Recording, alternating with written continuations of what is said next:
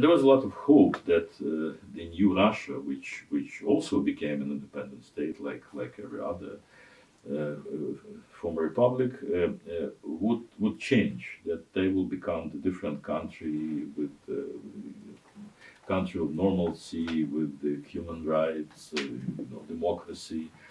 And it started to happen actually during the first months and years when Yeltsin has become the president of the Russian Federation. There were still a lot of hopes, and it went on until the end of the 90s actually. Then suddenly things started to change. From my political experience, or from my point of view, if I may, they started to change probably when the Kosovo crisis was on the agenda, and Russia step by step started to come back to their own understanding of the place which Russia should have in the world.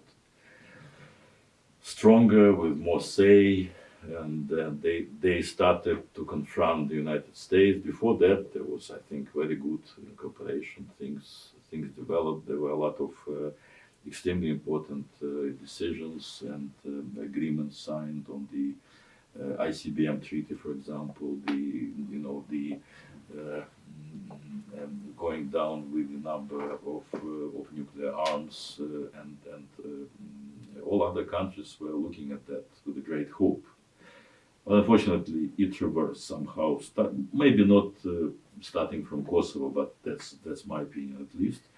And then, when Mr. Putin has become a president of Russia, probably he took some time initially to think it over. There were not so many immediate changes, but then eventually things started to come back to what we saw the former Soviet Union was. And obviously, Ukrainians have, we know Russia probably better than anybody else, because we lived in the same country, we were together for centuries, if not millenniums.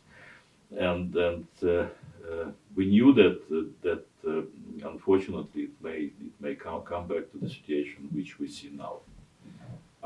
I believe that the state of relations between between Russia and the US is probably the worst since the most dramatic days during the Cold War, like Caribbean crisis, other things.